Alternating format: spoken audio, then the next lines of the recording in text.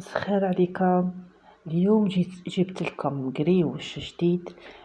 شكله رائع، يعني من جهة المقادير اقتصادية، الخدمة تاعو سهلة، والبنة تاعو ما كانش كيفها، وباهي بزاف بزاف في الوجه تاعو، ورقي وبريستيج. تبعوا معايا كيفاش نخدموه.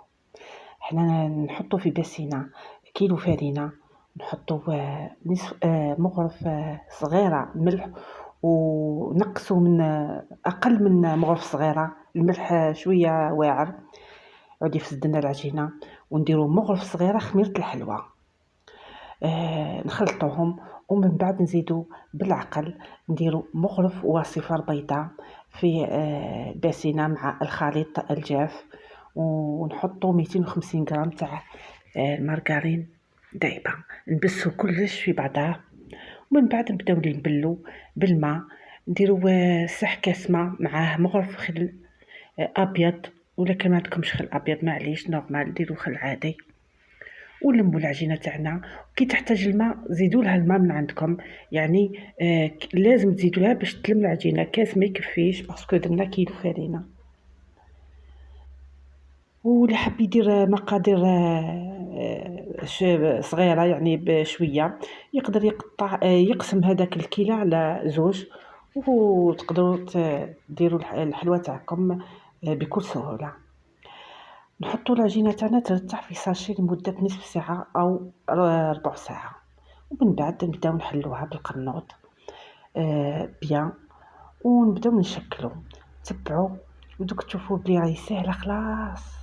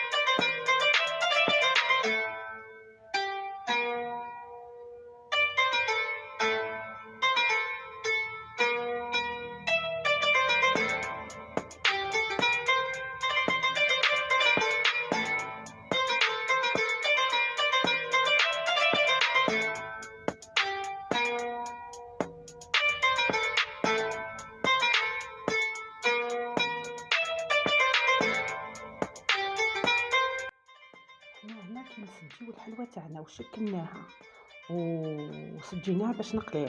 لازم الزيت يكون سخون بزاف باش كي نعملو الحبه تاعنا راهي طول تتنفخ وتشكل وتعطي شكل باهي بزاف، او الزيت يلعب دور بزاف بزاف في تشكيل الحلوى تاع القريوش تاعنا، باردون قريوش. نقليوها، ما تحمروهاش، يعني نتوما حرين تحبوا تحمروها ولا ما تحبوش، بصح كي تجي ماشي محمره بزاف تجي باهيه بزاف بزاف في الوجه تاعها. ونحيوها تقطر، وكي تبرد نشحروها. عندكم العسل كيما مالفينا. مقادير العسل: 300 غرام سكر، 150 غرام مليلتر ماء، نزيدولو قشور قارص، نزيدولو نصف كاس ماء زهر، وبعد كي يغليو يعقد نطفيو، نزيدولو هو سخون هكاك نزيدولو 180 غرام تاع عسل المرجان، نخلطوه مليح ونخليوه يبرد، ونبداو نشحروا الحلوى نتاعنا. كي نشحروها نقدموها، تحبوا تزينوها بالحلوى بفيرميسيل او ججلانيه، يعني كل واحد والذوق تاعو. ما تنساوش دائما العسل في الحلوى هذه يكون نورمال، ما هو بارد ما هو سخون، ثم نورمال باش الحلوى تاعنا ما تطراش، وكي تاكلوها ما تجيش تقرمش، تجي سالطه. بعد خلاص نزينوه في الصحن ونقدموه. وان شاء الله عجبكم الفيديو، عجبكم بالخصوص القريوش هذا. بزاف نقدم لكم نوع جديد بزاف بزاف مازال ما تحطش على اليوتيوب. ما تنساوش برك ديروا لي جيم وعلقوا لي. ونشكر كل المتابعين تاوعي، كتر الف خيركم لانكم بلا بكم انا راني والو بكل صراحه. وانا بدوري والله نجيب لكم حلوى لي بريستيج ونوع جديد. خلاص عندي حلويات بريستيج ونوع جديد ان شاء الله نقدمهم لكم الايامات الجايين ان شاء الله. وقولوا لي واش الانواع اللي يعجبوكم تاع الحلوى اللي حابين نقدم لكم. دركا نروحو نشوفو الحلوى تاعنا الثانيه اللي حنديروه. هو عادي، هو قريوش عادي، لكن في الشكل نتاعو ظريف بزاف وباهي، يعني دوك تشوفوه ويعجبكم بزاف بزاف. نفس الشيء نحلو العجينه تاعنا بالقنوط ونشكلوا القريوش تاعنا كما راكم تشوفوا. تبعوا وبعد نزيدو نتلاقاو.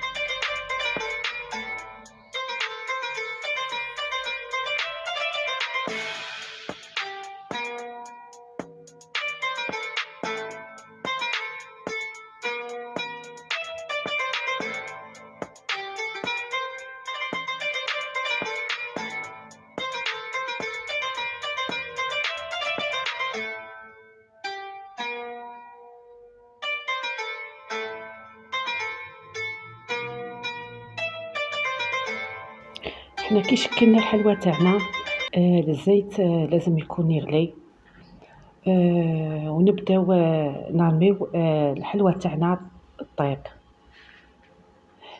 يكون في علمكم كل قريوش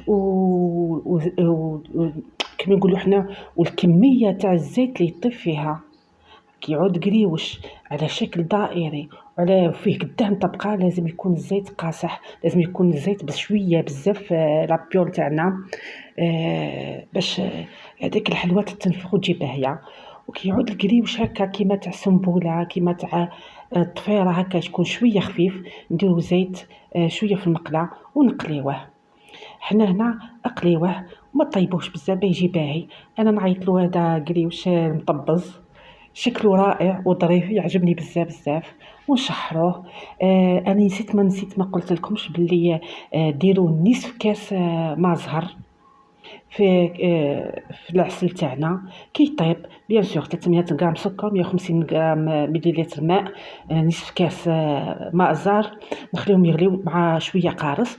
كي يغلي نطفيه ويعقد نرميو له 180 غرام تاع العسل تاع المرجان، نخلطوه مليح مليح ونشحرو تاعنا الله الله، وشحروه وهو بارد، ما تشحروش وهو دافي ولا سخون او يفسد يجي القيوش تاعنا ما يتقرمش. ان شاء الله عجبكم الفيديو، مازلت نجيب لكم غير جديد. باي باي، ما تنساوش جيم تعليق. باي.